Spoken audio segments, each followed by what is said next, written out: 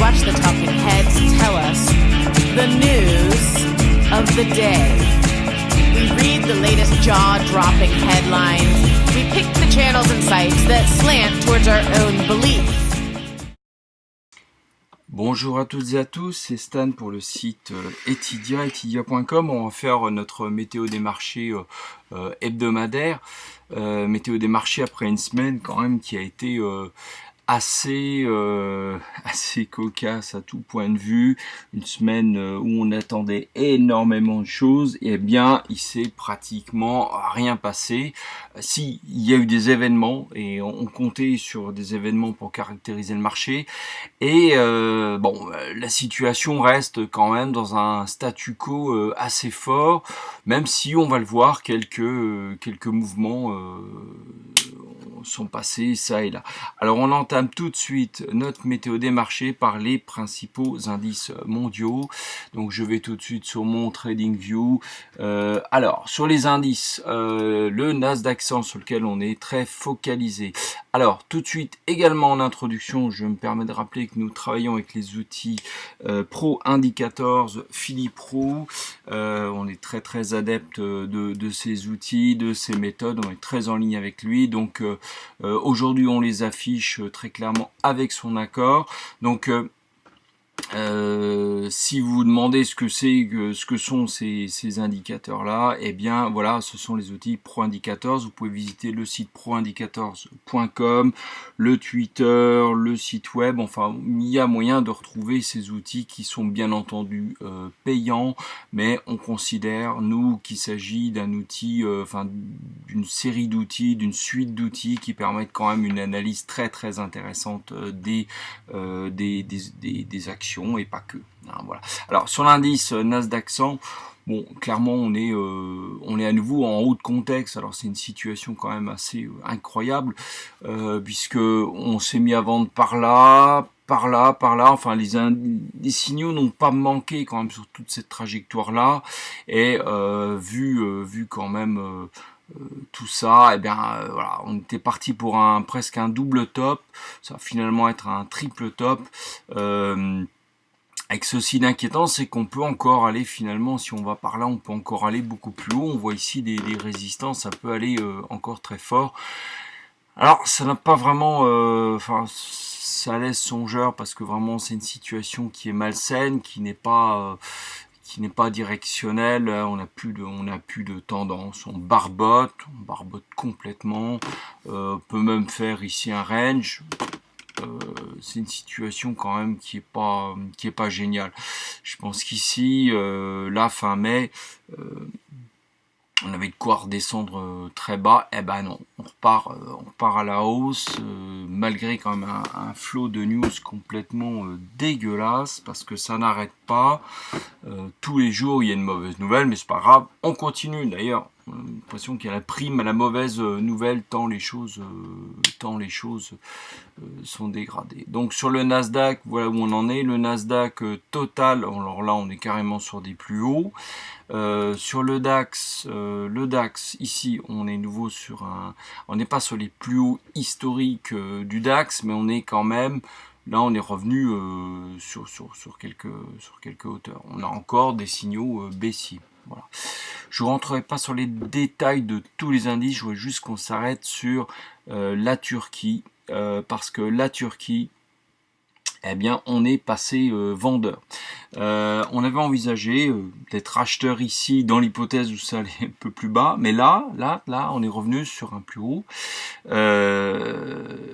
Vu que la tendance est d'aller taper une deuxième fois avant de descendre, peut-être une troisième, on s'est positionné ici, à proximité du range, du contexte.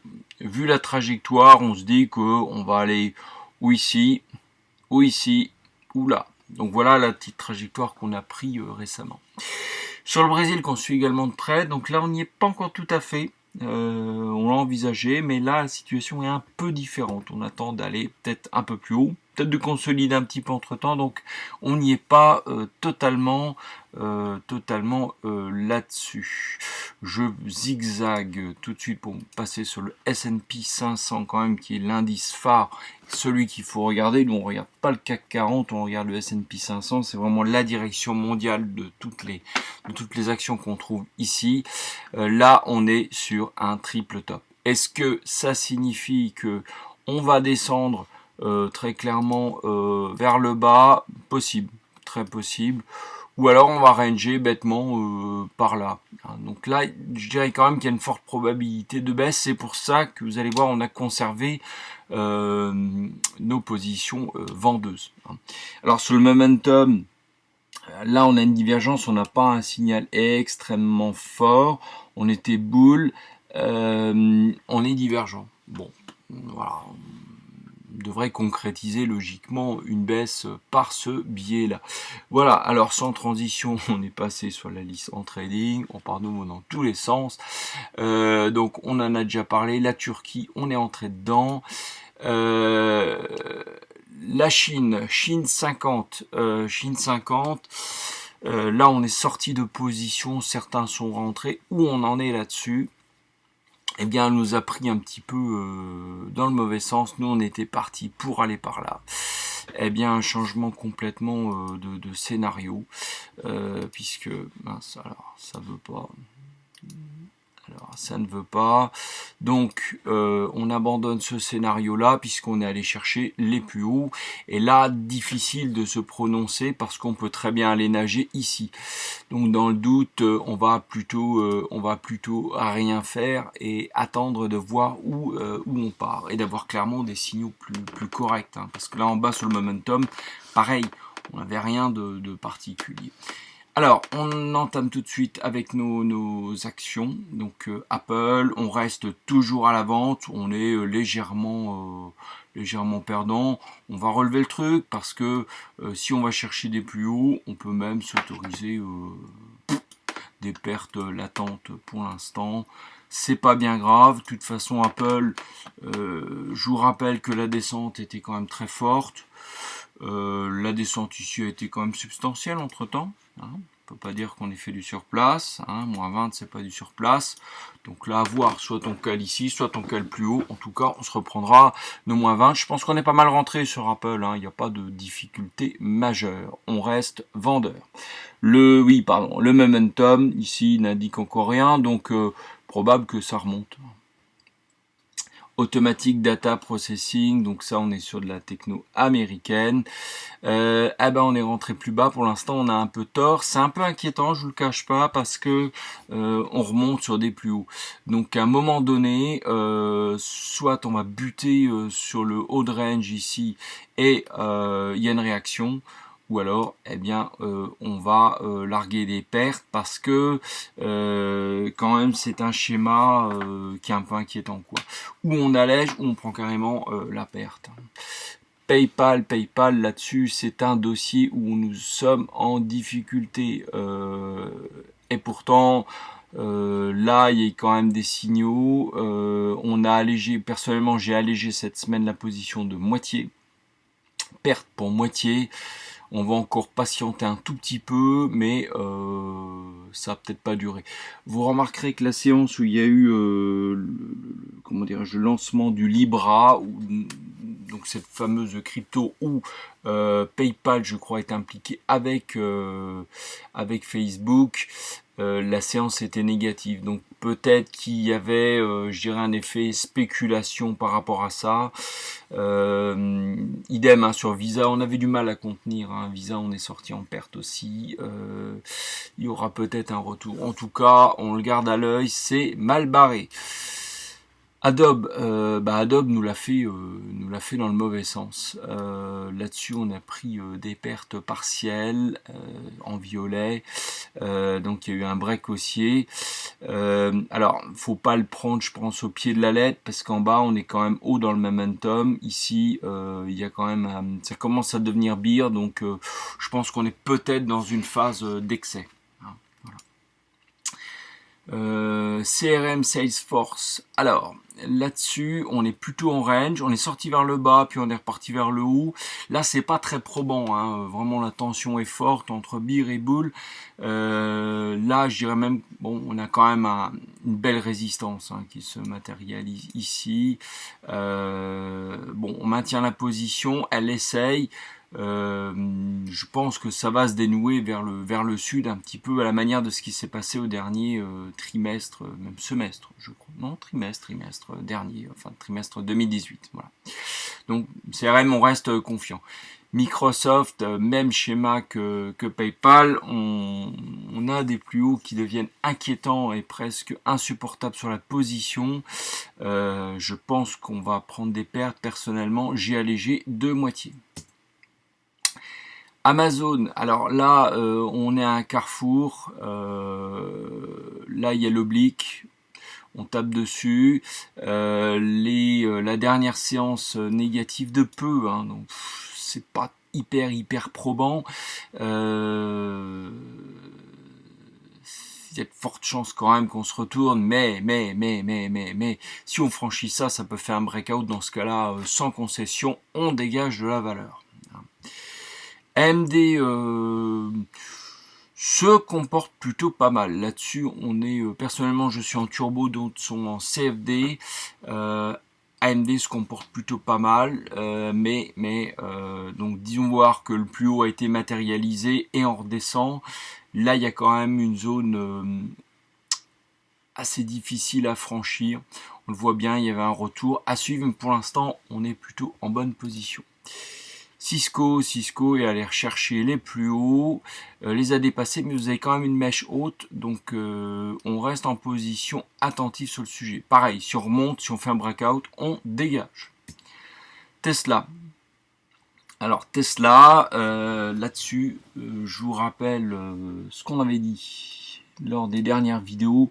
On est entré là pour entrer dessus en perte, parce que Tesla, c'est un dossier brûlant. Spéculatif et ici nous avons eu des signaux et la question était de voir quel gap allait être comblé. Vous voyez, il y en avait plusieurs, je crois qu'il nous en reste encore un, enfin si on peut vraiment qualifier ça de gap, parce que c'est très minime comme gap, mais pourquoi pas. Donc il est encore possible qu'on aille un peu plus haut, mais moi je l'observe quand même de très près, c'est-à-dire d'heure en heure. Elle est en cotation, elle est faible. Elle montre des faiblesses. On reste dans un... regardez le range, il est baissier. Je doute pas qu'elle va pointer vers le sud. Voilà, vers le sud.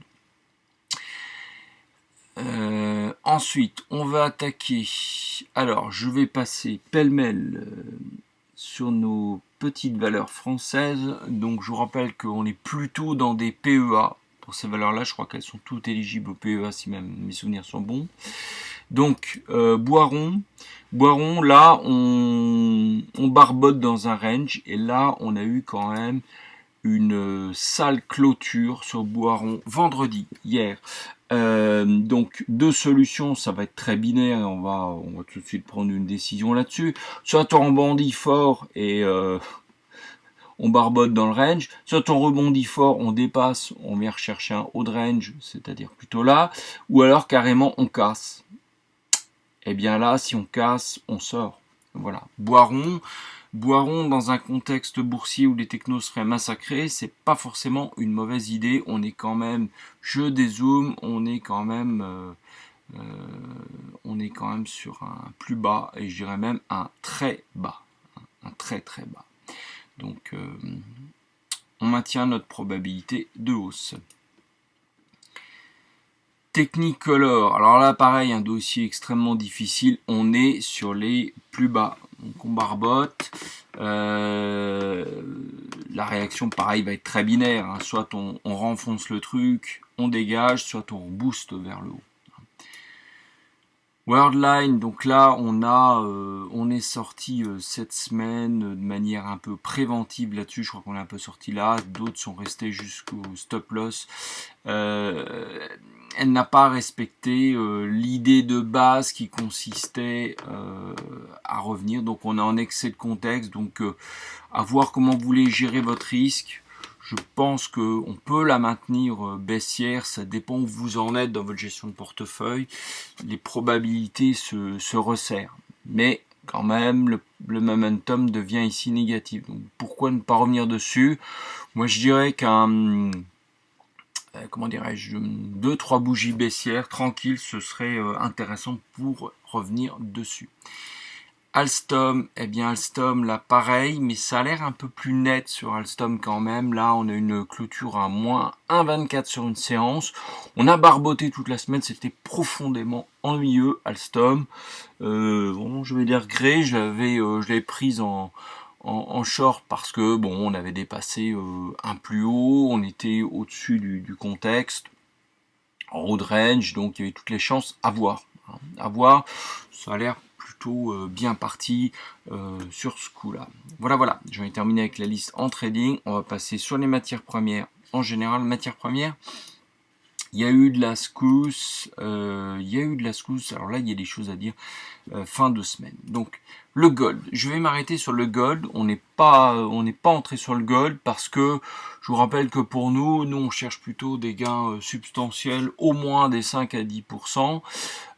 Donc là on s'était dit sur le gold, bon, pour aller chercher 2-3%, c'est pas énorme. Bon, on a eu tort en soi parce que là on a quand même chopé du 7% sur quelques séances, donc bravo à ceux qui nous ont contredit, qui n'étaient pas du tout du même avis que nous, en particulier l'équipe IVT qui a fait un carton là-dessus, bravo. Ça veut dire quoi? Ça veut dire que si le gold monte à ce point-là, c'est qu'il se passe des choses sur les marchés. J'ai pas envie de faire une conclusion toute faite parce que sinon on aurait la vérité acquise et c'est jamais possible sur les marchés financiers. Mais je crois que ça prend du sens. L'or qui explose d'un coup comme ça, de point de vue graphique, parce qu'on a quand même passé c'est quand même plan l'or, voilà, pour qu'il se passe quelque chose, c'est quand même rare. Là, on a explosé, on est sur des plus hauts, je crois, de 5 ans sur l'or. Oui, des plus hauts de 5 ans sur l'or. Donc il y a un message sur l'or, c'est intéressant. Bon, même si on l'a pas chopé en trading. Alors, prendre ça encore en achat ou en vente, franchement, on est au milieu du gué, difficile de le dire. Vous allez voir, c'est comme le pétrole, je peux pas dire à ce stade-là on vend. Imaginez qu'on ait dit ici on vend, bon on avait un momentum pour, on se serait fait enfler encore derrière. On n'y est pas. Vendre, acheter ici, ça n'a pas de sens. Pourtant, ça n'avait pas de sens non plus ici. Donc vraiment ici, je dirais qu'il n'y a rien à faire. Désolé, le contexte a complètement changé, mais il n'y a rien à faire, c'est parti comme une balle. L'argent, bon, là c'est un peu différent. On pourrait accompagner ce mouvement-là. Mais sincèrement, je le répète encore, vous allez choper quoi? Allez, 5%, et c'est pas sûr. C'est parce que si l'or reflue, l'argent risque de refluer avec. Donc où est le gain, où est l'opportunité? Le palladium, nous sommes sortis du palladium parce que bon, c'est monté trop fort, on a dépassé les 1500. En même temps, on peut encore réviser la position. Et si ça se matérialise ici par une ou deux bougies convaincantes, on peut repartir vers le sud. Personnellement, j'ai dégagé la position parce que ça devenait trop risqué, parce que on pouvait remonter là-haut. Alors si vous êtes sur un x3, regardez le truc, vous faites prendre 10% x3, 30% du capital. C'est quand même pas mal. Donc là, soit on remonte vers le haut, ici, on dépasse le contexte, mais de façon très forte. Peut-être, si le gold continue, peut-être que, voilà, dans ce sillage-là. Ou alors, boum, le scénario finit par se réaliser. Voilà. Le blé. Alors, le blé, nous sommes à la vente sur le blé. Alors, le blé, on l'a deux fois là-dedans, parce qu'on est sur ce blé-là. Voilà, de blé exprimé en dollars. CFD sur Oanda. On est à la vente, dépassement du contexte, signal, ça nous paraît vendeur. On a une belle petite marge, 11% de marge là-dessus. On pourrait même aller plus bas, on peut même viser peut-être là, à voir. en fonction de la trajectoire. Nous sommes donc vendeurs sur le blé. Je remets, il veut pas. Voilà, le blé. Le nickel, alors, on est ressorti, certains sont restés, finalement, notre scénario se réalise, mais pas comme on l'entendait, parce que là, à mon avis, on va repartir un peu, ceux qui sont restés ont retrouvé leur gain, mais c'est un peu hésitant quand même, hein, c'est un peu hésitant. Le zinc, on était à l'écart ici, on a bien fait, difficile de lire le zinc dans ces conditions, on reste à l'écart. Moi j'attendrai un petit peu qu'on revienne par là, hein, pour voir là-dessus. Le sucre, on a inversé les manettes sur le sucre, parce que là on est pour une petite hausse, hein, sympa, ça paye le loyer, l'électricité. On a barboté, donc on s'est dit, bouh, on se bat. Puis finalement ça a été convaincant quand même ici. On est revenu à la vente sur le sucre. Donc affaire à suivre. Le cuivre, nous sommes acheteurs du cuivre. Alors, on a peut-être eu un peu de chance avec l'or et l'ensemble des métaux. Pour l'instant, on maintient notre position vendeuse, bien que il faudra vérifier. Ici, on a une divergence sur le momentum. Donc, soit on revient un peu ici, donc pas de panique si on reflue un petit peu ici. On repart par là, c'est pas déconnant, mais ça risque de se terminer à un gain de pas grand-chose si on descend en dessous. Donc, à suivre. Aluminium, on a pris nos petits gains pour payer même pas le café, 2%, voilà. 2% sur l'aluminium, donc on n'a pas gagné grand chose, mais on préférait générer notre risque. Je vous rappelle quand même que la tendance générale est baissière, on savait qu'on allait un petit peu à contre-tendance, donc voilà, on va pas chercher plus loin. Le WTI, donc moi j'ai tendance à dire on ne fait rien, parce que si on avait fait quelque chose, on se serait peut-être dit on va rechercher les plus bas, auquel cas on aurait eu tout faux, d'accord. Ou on va chercher plus haut, bah c'était facile de le dire parce qu'il n'y avait rien de spécialement qui militait dans ce sens-là, à ce niveau-là. On était quand même, on a été dépourvu de signal très fort. Donc ici attendre. Moi je dirais que si ça revient par là dans le contexte, ok, on shortera un coup. Quoique c'est peut-être pas encore gagné non plus parce qu'on peut remonter encore très haut. Donc moi je serais très prudent, je resterai à l'écart sur le pétrole WTI et le Brent, même schéma. Le carbone, il se passe pas grand chose sur le carbone. Certains sont partis à la vente, pourquoi pas, ça barbote quand même. Hein. Moi j'attendrai d'être sur un truc un peu plus net ici pour faire quelque chose, je me répète de semaine en semaine. Le VIX, on attend, on va dire, ici les 12, donc je vais peut-être mettre ici un support résistance, oui on peut le mettre ici, on achètera peut-être plutôt ici le support, enfin bon là ça en prenait pas le chemin, hein, donc on reste un peu à l'écart du VIX quand même. Hein. Gaz naturel, on ne fait rien, ça continue de descendre tranquillement, on verra ça à l'automne. Soja, au milieu du gué, on ne fait rien. Le café, j'ai pris personnellement des petits bénéfices. Au passage, on peut, non, revenir dessus, c'est un peu délicat. Moi, j'attendrai quand même un signal momentum peut-être pour revenir dessus. Hein, délicat. On vend. On vend parce qu'on est hors contexte, on est légèrement gagnant pour l'instant. La tendance, c'est plutôt de dire, on verra en bas de range, mais en tout cas, là, on est parti pour vendre. La viande, on était super mal barré sur le corn, super mal barré, on est en train un peu de se refaire, on s'est fait un peu prendre au piège, hein. La tenaille était quand même assez violente ici, on le savait, hein. C'est pas un truc tranquille, hein, le TFS corn, mais bon, on va dire que quand on est au-dessus du contexte, on va au moins revenir ici et se refaire. Bitcoin, ben vous voyez, nous on est serein parce que le Bitcoin on n'a pas touché. Et un petit peu comme le pétrole, on aurait peut-être fait l'inverse, c'est-à-dire que là, on se serait peut-être bien dit avec un signal comme ça que ben on chope le sud Et même si on s'était arrêté là, qu'on avait racheté ici, on n'aurait pas fait grand chose. Là, c'est parti n'importe comment. Il y avait un effet psychologique à péter les 10 000. Bon, il y en a qui ont racheté du 10 000. On est en train de faire je ne sais pas quoi, mais peut-être n'importe quoi sur le Bitcoin. Donc franchement, voilà. Moi personnellement, je suis que acheteur et pas vendeur sur ce type de produit. J'achèterai certainement pas à ce niveau-là, et on verra plus tard. Il faudra au moins revenir ici, quelque chose de bien stabilisé et de bien planché pour revenir dessus, parce que là c'est en train de devenir n'importe quoi. Les terres, c'est un peu pareil. Il faut pas croire que parce qu'on est là qu'il reste de la marge. Il y a quand même, regardez ça, il y a quand même de la résistance. Hein, il y a quand même de la résistance. Donc là-dessus, break, oui, je veux bien, mais enfin bon, hyper risqué.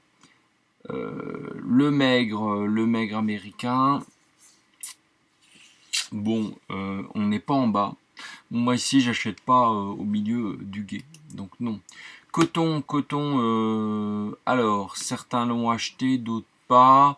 Moi, je pense que ça s'achète avec prudence parce que bon, on est un petit peu là. Il y a quand même plusieurs contextes. Si on revient sur les supports, bon, on peut garder, mais voilà. Par contre, si on descend plus bas, on pourra franchement renforcer ou rentrer dedans.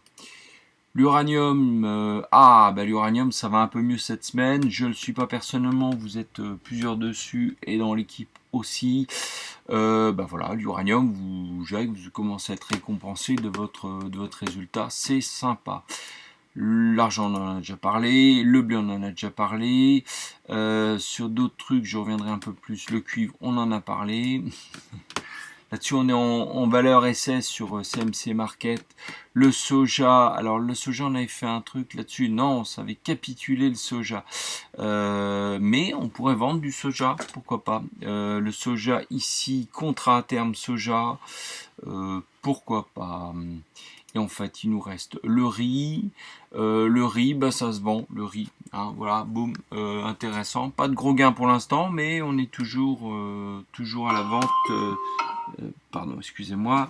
On est toujours à la vente sur le riz, c'est jouable, bien entendu. Voilà, et bien, on va passer à présent fonds et crypto. Fonds et crypto.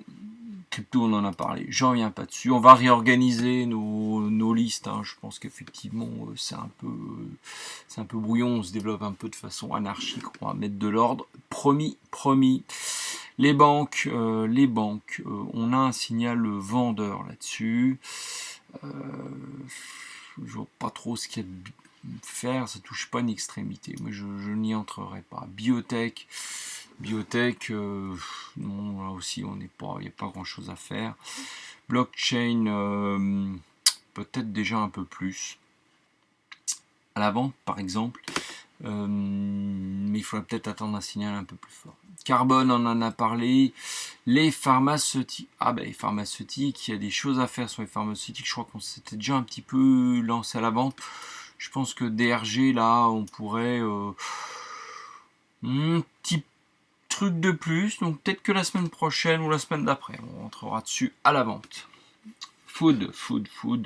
Là, attention, on n'est pas dans un contexte de vente. On est peut-être dans un contexte de changement de... On est peut-être en train d'aller chercher des plus hauts par là. Donc je serai un peu plus partagé sur le food. Les assurances, là on touche clairement un paquet de résistance. On pourrait vendre les assurances, c'est pas déconnant. Trust Technology, ça aussi, vous pouvez franchement le vendre, mais vu le contexte de marché, attendez donc d'être au plus haut avant de revenir dessus. Le VIX, on en a parlé, VIX9, j'en parle pas, c'est trop plat. Je ne reviens pas trop là-dessus. On va regarder juste les semi-conducteurs. C'est toujours intéressant. On n'est pas sur les plus hauts. Ça me fait penser à AMD. Peut-être que la baisse là-dessus est bien engagée. En même temps, regardez, on est un peu au milieu du gué. Donc, difficile de penser la chose. Le secteur automobile. J'ai tendance à croire que ce secteur, dans la rotation sectorielle, est bien aspecté dans le sens où ça pourrait être, regardez ça, un relais de, comment dirais-je, un relais sectoriel et qu'on pourrait revenir à l'achat dessus. Pour l'instant, ceux qui sont à l'achat, restez dessus. Peut-être voir par là ce qu'on fait. Est-ce qu'on remonte d'un cran, auquel cas là, ce serait intéressant de renforcer ou d'y entrer. Le 600 Europe, qui pourrait être un peu l'équivalent de notre S&P 500 aux États-Unis, eh bien, il se comporte un petit peu comme le S&P 500. Là, on est un petit peu sur les plus hauts. Bon, on a un signal de vente sur les prix, mais pas encore tout à fait sur le momentum. Ça en dit long sur notre point de vue vendeur. Exceptionnellement, je vais un peu vous montrer notre portefeuille Forex qu'on est en train d'étudier, qui a démarré très fort, qui stabilise. Actuellement, on fait un essai sur CMC Market. Donc les essais chez nous, c'est plusieurs mois. Donc l'idée, je vous la présente. L'idée, c'est de faire du daily ou du 4 heures sur du forex, les grands forex et les majeurs, d'éviter au maximum quand même les trucs exotiques, mais bon, ça interdit rien non plus. Voir comment on peut dégager une rentabilité par rapport à ça, toujours avec les outils Pro Indicators. Voilà. Donc, je vous fais un rapide passage en revue de tout ça. L'euro contre la livre, là-dessus on a échoué parce qu'on était parti ici sur un signal et on va chercher plus haut. On aurait peut-être dû rentrer ici et descendre par là. On est rentré dessus. Là-dessus, on a une position gagnante, la livre contre l'australien. Je pense qu'on est mal rentré là-dessus parce qu'on est rentré un peu en mode rebond. On gagne, mais je vous avoue que c'est un gain qui est pas satisfaisant. Dollar CHF, alors là, on l'a dans l'os. Je crois qu'on est même sorti de la position. C'est pour ça elle n'est pas flaguée. Très clairement, c'est pas du tout parti dans le sens qu'on escomptait. Donc là, c'est une perte pure sucre. Pourtant, tout était réuni là. Donc voilà, mauvais signal. Là, pareil, on est sorti parce qu'on est mal entré. Je crois qu'il faut dire les choses telles qu'elles sont. On est rentré trop par là. On pensait aller par là. Ben, c'est pas bon. En fait, remarquez quand même que le franc suisse nous a donné du souci. CHF, DKK, je suis pas allé voir, mais je pense que là, on a claqué le stop and loss. Très clairement, là, voilà. Ce qu'on essaye d'imaginer, c'est maximum deux devises de la même sorte sur l'ensemble du portefeuille pour diluer les risques au maximum, parce que là-dessus on est quand même très très volatile sur le forex, bien entendu. Donc là pareil, on est sorti du scénario. L'euro contre le tchèque, donc là on est gagnant. Là c'est plutôt pas mal parti, j'ai envie de dire. Tant sur le momentum que sur le reste, on est plutôt pas mal parti. Je pense par contre qu'on n'ira peut-être pas sur le contexte tout en haut. On s'arrêtera peut-être ici. Donc d'accord, le truc a été mal paramétré. Donc là-dessus, on est plutôt pas mal parti. La livre contre le polonais, là-dessus aussi, on va et vient. Là, on est légèrement perdant, plutôt pas mal engagé. Le CAD contre le dollar australien, on est mal entré, mais je pense quand même que ça vaut le coup de rester dessus. Il faudra peut-être qu'on rehausse notre truc, à moins que je pense pas que c'est déclenché l'ordre. Mais l'idée, voilà, c'est de revenir plutôt par là, de choper ce mouvement-là. Alors ce coup-ci, c'est le dollar australien contre le yen. Là on est sur les plus bas. Je pense que le scénario est valide quand même, parce que là ça va occasionner un truc un peu trop bas. Je pense quand même qu'on peut facilement rebondir, peut-être pas jusque là, on ira peut-être que jusqu'ici. NZD SGD, donc le Singapour Dollars, là-dessus le scénario est plutôt pas mal parti. On a tapé des plus bas, on va remonter, on joue cette solution. Dollar rouble, ça c'est, j'ai pas matérialisé le truc. On est à la hausse, c'est un sujet un peu dangereux ça. Bon, voilà, on va peut-être s'autoriser un plus bas parce que bon, le momentum n'a pas encore réagi totalement à fond. Dollar néo-zélandais contre le yen toujours. Là, on est reparti sur une hausse. Bon, je pense que là, on va monter par là. Peut-être on va essayer de choper ce mouvement-là. Voilà, c'était cette petite présentation Forex. On verra en fonction des météos marchés. On ne restera pas forcément toujours dessus. C'était pour ne vous cacher. Pardon. Voilà, on a parlé du Forex. On va terminer avec Twitter, notre fil Twitter. Suivez-nous, on manque de likes, de j'aime, etc.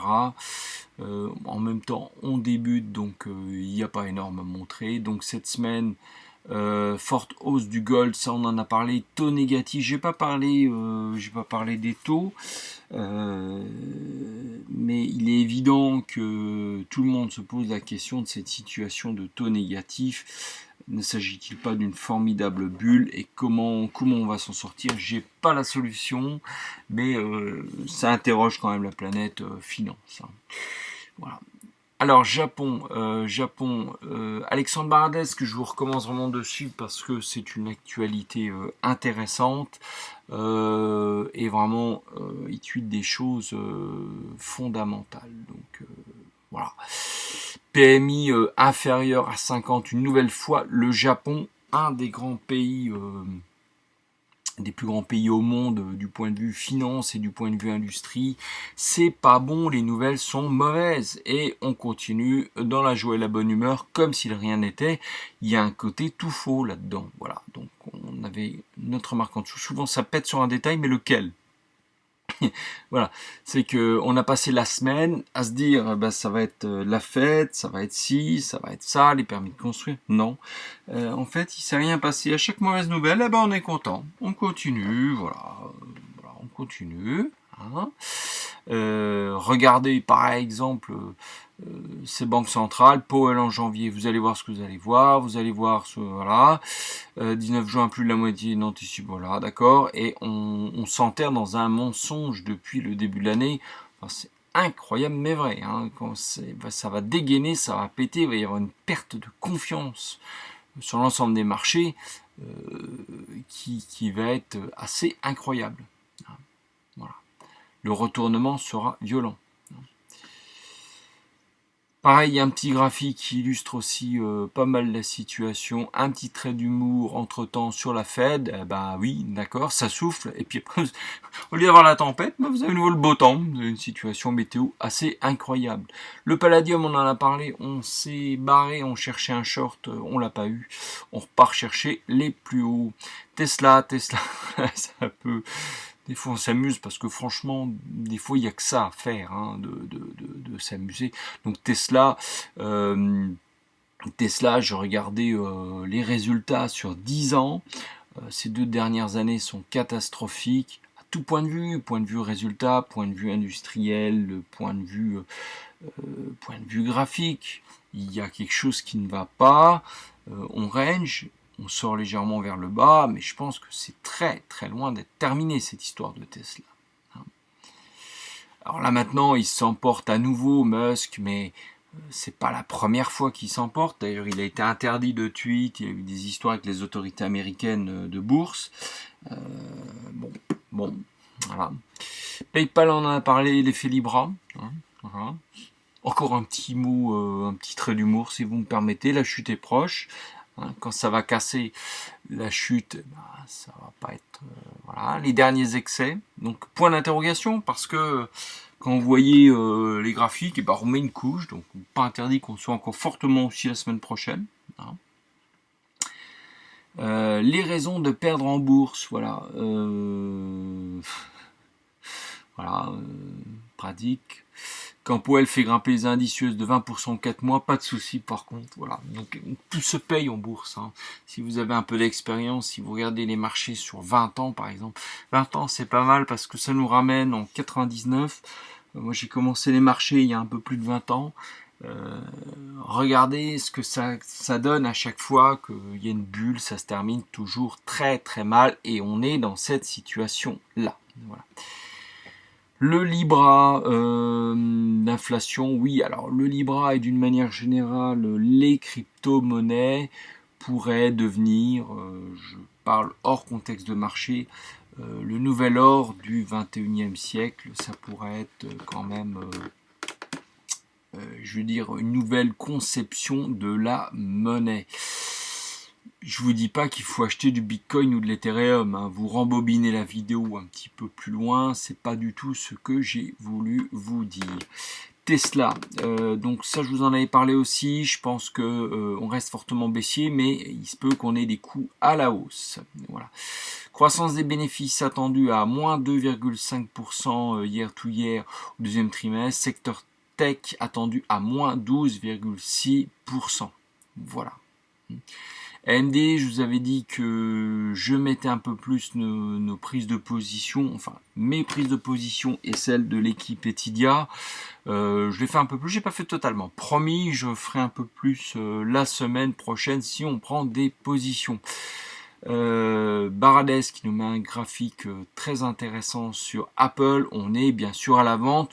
Ce genre de graphique, je vais vous le zoomer un peu plus, nous conforte très clairement dans notre prise de position, même si ça remonte taper une oblique. Là on est un peu plus de quoi, maintenant on est un peu plus de 200 je crois si mes souvenirs sont bons. Et ben si on va à 205 c'est pas un drame, mais si on a un excès, parce qu'il y a toujours des excès, c'est pas grave. Ce qui compte c'est de voir la finalité du triangle.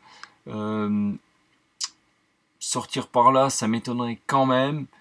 Par contre, par là, je vous raconte pas le carnage. Et par le sud, c'est sûr. C'est sûr. Voilà. Keep going. Voilà, je crois qu'on a fait le tour. On a fait le